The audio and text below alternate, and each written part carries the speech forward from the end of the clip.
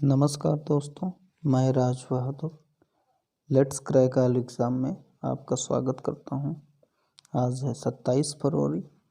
तो आज के इम्पोर्टेंट करंट अफेयर के कुछ क्वेश्चंस आपके सामने प्रस्तुत करता हूं। तो ये रहा आपकी स्क्रीन पे आज का पहला क्वेश्चन।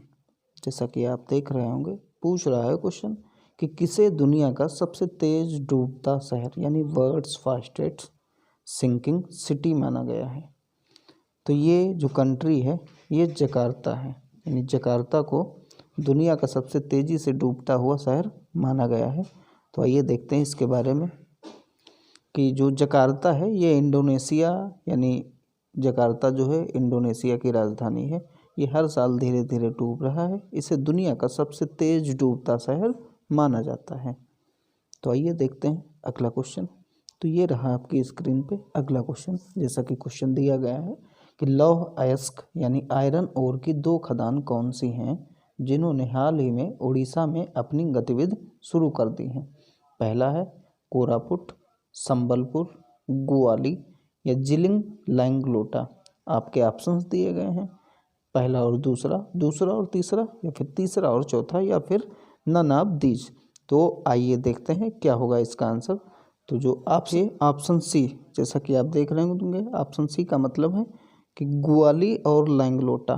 तो उड़ीसा राज्य ने ये ग्वाली और लैंगलोटा जो दो खदानें हैं इसके बारे में अपनी गतिविधि शुरू की है।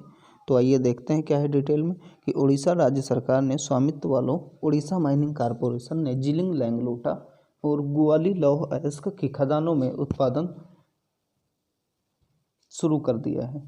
ये इसका उद्घाटन जो है प्रहलाद जोशी और धर्मेंद्र प्रधान जो कि कैबिनेट मिनिस्टर हैं, इन्होंने इसका उद्घाटन किया है। तो आइए देखते हैं अगला क्वेश्चन। तो ये रहा आपकी स्क्रीन पे अगला क्वेश्चन। जैसा कि दिया गया कि जकार्ता किस देश की राजधानी है। तो अभी हमने पहला क्वेश्चन कराया था जिसमें इसके बारे में हमने बताया था कि जकार्ता जो है ये इंडोनेशिया राज्य, ये जकार्ता जो है इंडोनेशिया की राजधानी है। ठीक है। तो ये रहा अगला क्वेश्चन कि 2020 में सबसे बड़ा लौह अयस्क उत्पादक देश कौन सा था। 2020 के बारे में बोला गया है। अगर 2021 होगा तो आंसर चेंज भी हो सकता है। तो आइए देखते हैं क्या है इसका आंसर। जो 2020 का दुनिया का सबसे ज़्यादा अयस्क उत्पादक देश है, तो सबसे नंबर 1 पे है आपका ऑस्ट्रेलिया, उसके बाद ब्राज़ील, फिर भारत, यानी भारत जो है तीसरे नंबर पे है दुनिया में अयस्क उत्पादन में, चीन चौथे और 5वें नंबर पर रूस है। ठीक है। तो अगला क्वेश्चन ये रहा कि नवंबर 2021 में COP26 किस देश में आयोजित किया जाएगा। यानी COP26 जो है ये कौन से देश में आयोजित किया जाएगा, इसके बारे में आपको बताना है। आपके ऑप्शंस हैं ग्लासगो, मैड्रिड, बॉन या फिर माराकेच। तो आइए देखते हैं क्या है इसका आंसर। जो दिया गया है ग्लासगो है, यानी संयुक्त राष्ट्र जलवायु परिवर्तन सम्मेलन जो कि कॉप है, United nation climate change conference, COP26 के नाम से इसे जाना जाता है। ये 2021 का आयोजन जो है ग्लासगो में आयोजित किया जाएगा। ठीक है। तो अगला क्वेश्चन, अंतर्राष्ट्रीय सौर गठबंधन के बारे में कौन से कथन सत्य हैं। कथन आपके दिए गए हैं, दो कथन हैं कि पहला ये जो है 121 देशों का गठबंधन है, या फिर दूसरा कि यूरोपीय निवेश बैंक यानी यूरोपियन इन्वेस्टमेंट बैंक और एशियाई विकास बैंक यानी एशियन डेवलपमेंट बैंक के रूप में इसके क्रेडिट भागीदार हैं। आपके ऑप्शन है केवल पहला, दूसरा, या फिर पहला और दूसरा दोनों, या फिर नन ऑफ दिस। तो आइए देखते हैं क्या है इसका आंसर। तो ये रहा आपकी स्क्रीन पे इन दोनों के आंसर। ये कथन पहला और दूसरा दोनों सही होंगे कि अंतर्राष्ट्रीय सौर गठबंधन 121 देशों का एक गठबंधन है और इसका उद्देश्य सौर ऊर्जा की कुशल ऊर्जा खपत के लिए काम करना और जीवाश्म ईंधन पर निर्भरता को कम करना है। यूरोपीय निवेश बैंक यानी यूरोपियन इन्वेस्टमेंट बैंक और ADBI यानी एशियन डेवलपमेंट बैंक के रूप में इसके क्रेडिट भागीदार हैं। ठीक है।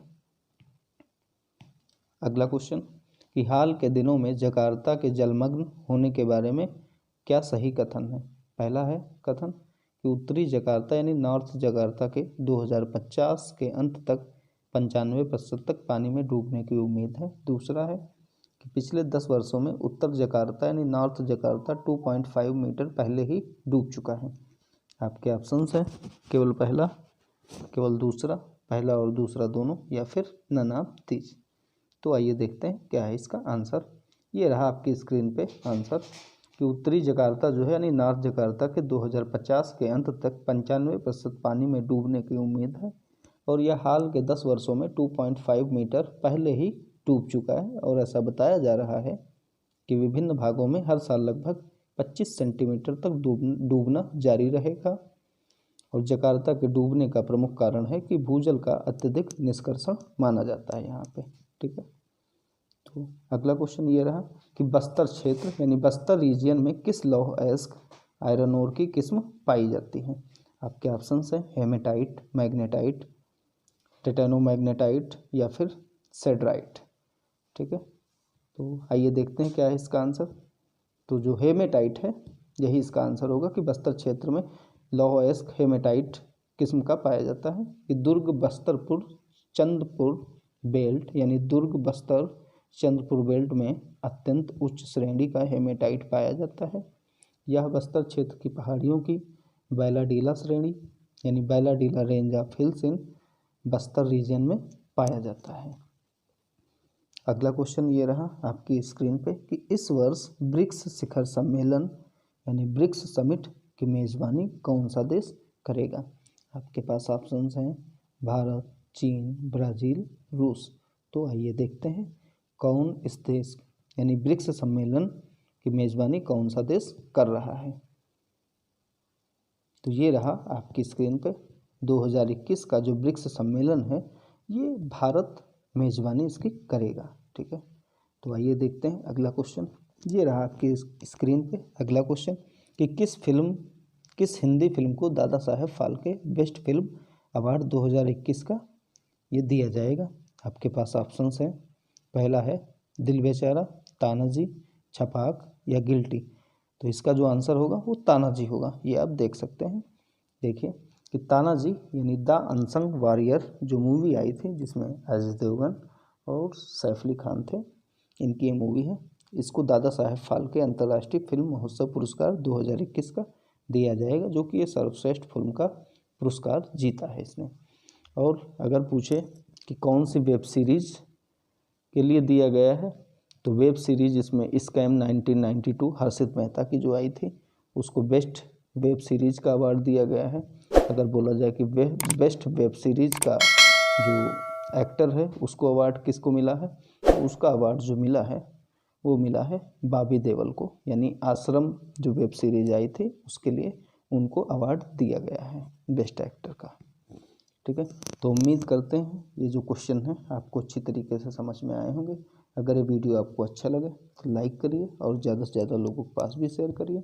जिन्होंने अभी तक हमारे चैनल को सब्सक्राइब नहीं किया सब्सक्राइब भी कर लें और बेल आइकन भी दबाएं। तो मिलते हैं एक अगले इम्पॉर्टेंट टॉपिक के साथ। Thank you.